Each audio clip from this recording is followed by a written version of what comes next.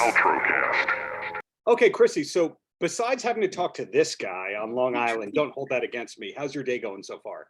It's going good. It's been really good. We actually have a table read for our new film later this afternoon, so we're super excited. It's our first one.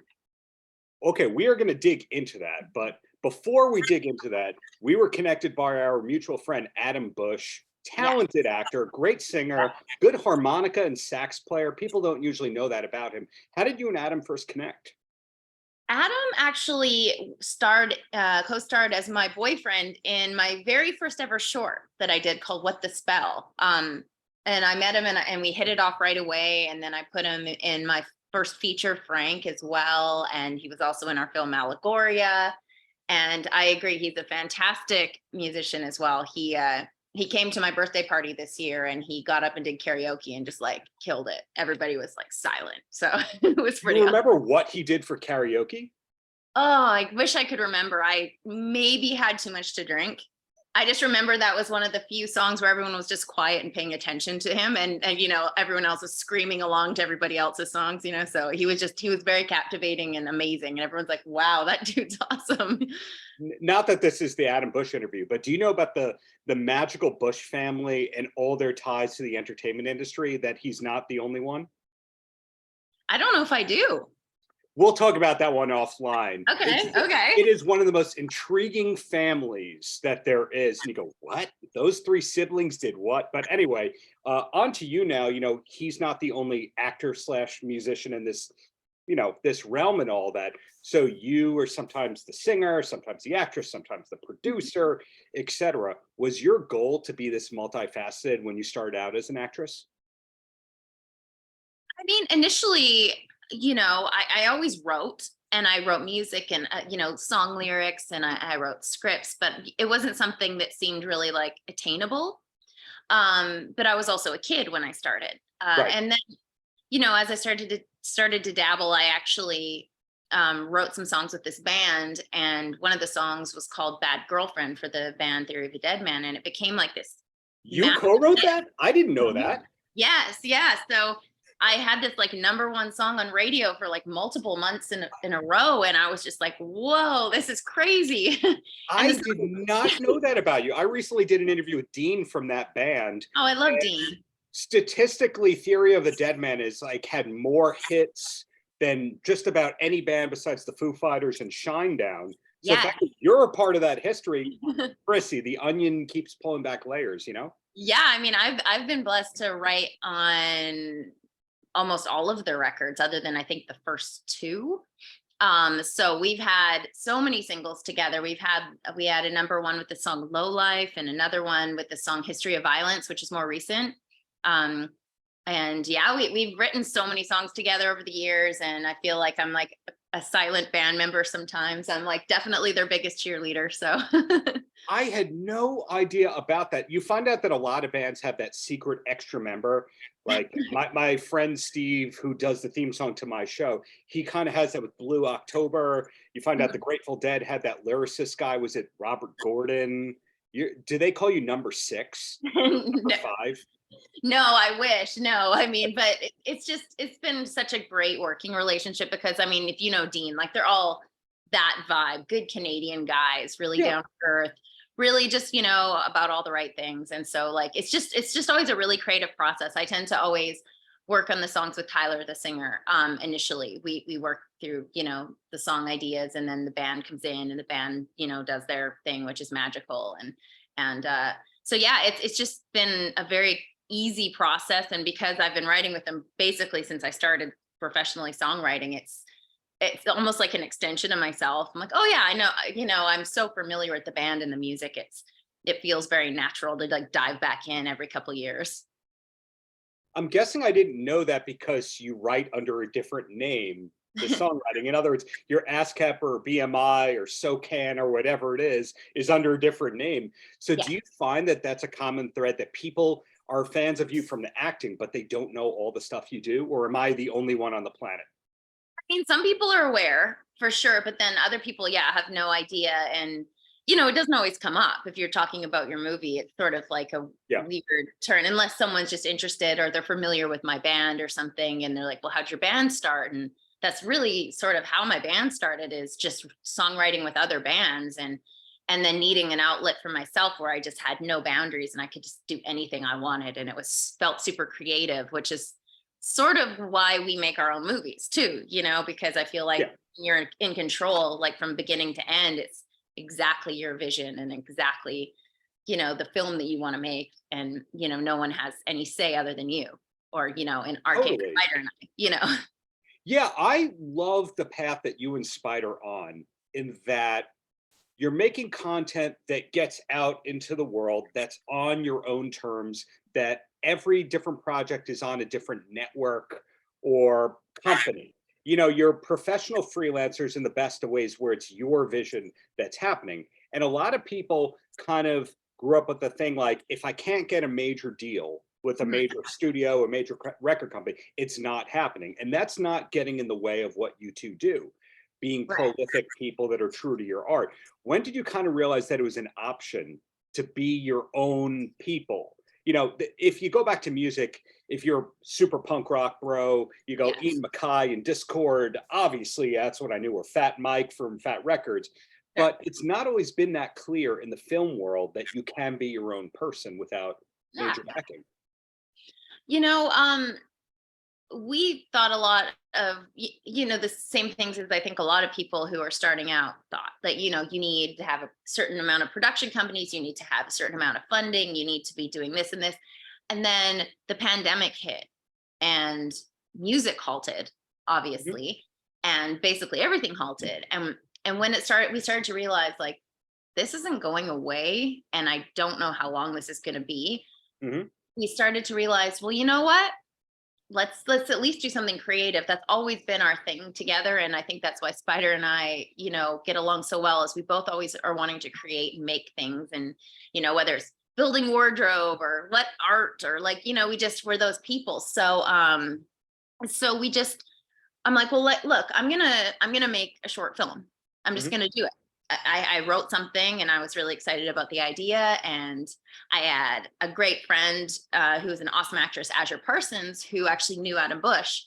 And I was like, I want to do this with you. I want us to play the main characters, but we need a guy who's going to be great. And I had such a specific idea of what I wanted. She's like, that sounds just like Adam Bush. And she was absolutely right. And then Adam came in and we just made this short film that we shot over 2 days, and it was amazing. And then I did all the post. I taught myself how to, edit, do sound design. And obviously I'm already in music, so I'm able to do all the music. And so I realized, I'm like, well, we don't need anybody. We can just do this, other than I have a great team, like my DP, who I've used from my very first short and now still all the way through. He's Andy Patch. He's done all of our films. He's amazing. We love him. And our special effects people are incredible. And, and we've had the same sound person, and it's sort of crazy. So we've become like this weird little close knit family that is so used to working as a skeleton crew, that we realized that, with 10 people, we can get an entire movie made, which is wild. And, it's not always only 10 people. Bury the Bride was larger. I mean, there was 9 people in the cast. So, but once you realize that you can do so much with so little, nothing sort of holds you back. So then it was like, okay, let's see if we can finish a feature. And my first feature was anthology style. So I got to shoot it in sections, which was great, because then I could really okay, cool, I got this one done. Okay, cool, I got this one done. And I was not certain that we are ever going to finish it. And we did. And I was like, okay, cool. And then we started getting distribution interest, and I was like, we might be onto something here. And in the meantime, Spider had done a short and ended up building it into Allegoria. And so, I just sort of spiraled. And then we've been making, 1 or 2 a year, which has been nuts, Good nuts, because I think when an artist does an album in a year, you go like, okay, that's totally doable because you recorded it at home. You or your friend mixed it at home. But when you're talking about actual physical sets and props and sound mixing, if you get a film done in a year, that's insane. So, obviously you're comfortable with the people that you've been working with long term. For you Yeah. all to know, almost like, to use a sports analogy, a zone defense. You go, you do that, you do that, you do that. We trust you. Come back with your parts.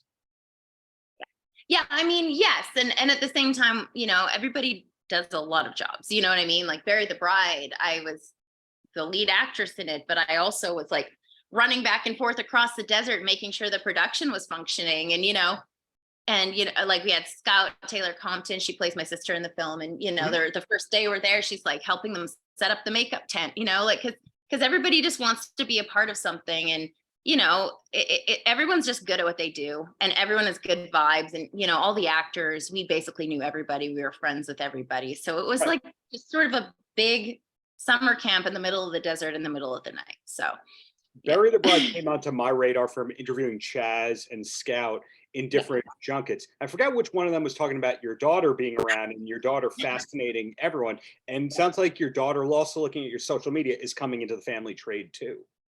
She is, it was crazy because she grew up on these sets literally since she was a little baby. I think when the pandemic hit, she was just turned 6 months old, or she was 5 months old when I did my Sure. first short. So, she was tiny, and so she's super comfortable, and she loves like monsters and scary stuff, and that's always been a thing. And so, and this past September, I had a friend who's a makeup artist, and she's like, "Hey, a friend of mine's shooting this short film, and the kid they had, who was actually supposed to be 5 or 6, dropped out. But I showed her Elle, and she thinks that and I'm like, well, she knows Elle's 3, right?" And she's like, yeah. And so that was sort of the first time I showed Elle, this is how the script works. This is your dialogue. And she was like going back and forth with me. Like she memorized pages of dialogue. And so I was like, okay. So I wrote this short film called Hymns Mhm. that's doing the festival circuit right now. And Elle just like, yeah, she learned all her dialogue. She's amazing in it. Like this kid blows me away at 3 years old. I don't even think I could even, I mean, verbally, she's so advanced, and she I'm just, yeah, sure.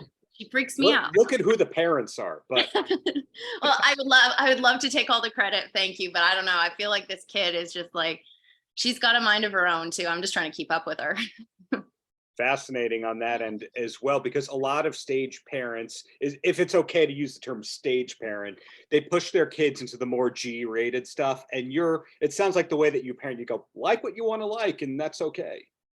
Well, yeah, I mean, it's sort of interesting because I was never like, oh, I want my kid to be an actor, or I want my kid to be a musician or anything like that. But she is really, really fascinated by it. Like, she sat there while I edited Bury the Bride. She knows every scene. She acts it out, and we all have to play different characters, and she's the director. And so, I just let her dictate what she likes. And she just loves scary movies. Like right now she's in the other room watching Zombieland for the 4th time, because I showed it to her this week, and she can't stop watching it.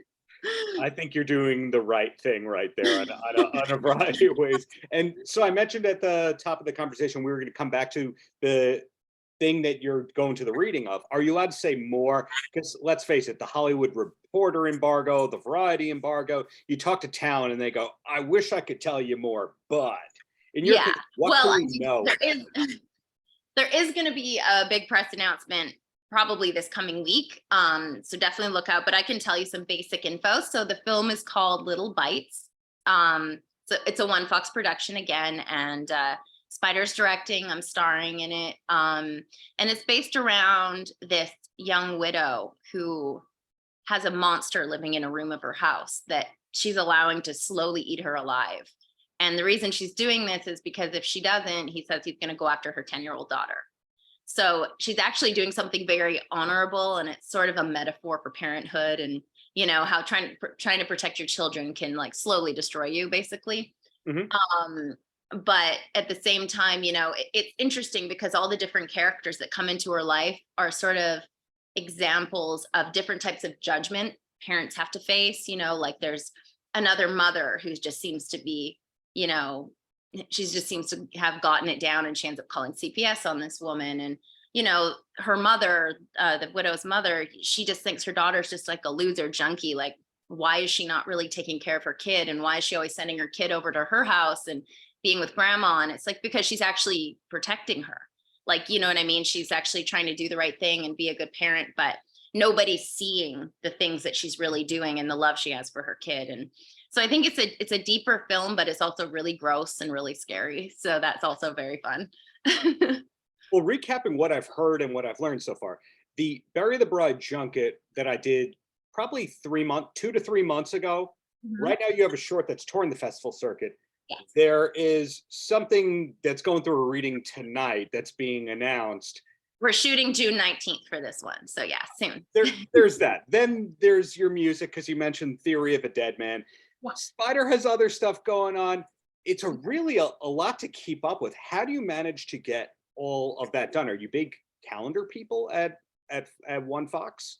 Yes. I mean, it's a lot. It is. But it seems like every time we have downtime, we fill it with something, even though we're like, we're going to take a break. We just can't. Like, you know, when I made the short, I was like, you know, I need something on the in between that I can like do the festival circuit with. And I really wanted also Elle to have something that she was involved in, but I just like feeling like in the in between, you're still in the scene and you're still involved and you're still, you know what's going on, and it's fun. But yes, we have like this master calendar. I'm staring at it. It hangs on the wall, and every little tiny thing we do is written on there, down to like, you know, if we have a lunch date, your name's on there, like every single thing, because we will miss it otherwise. And yeah, Spider says he's going to go on tour a week after we finish shooting the film.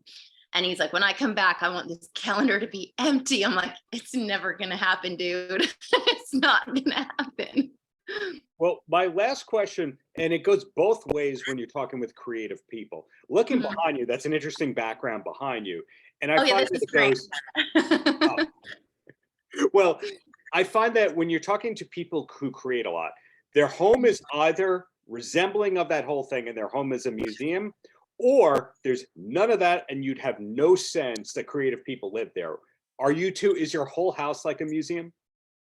No, I mean, our house it's very open, so we have to pick and choose. So Frank gets to stand here.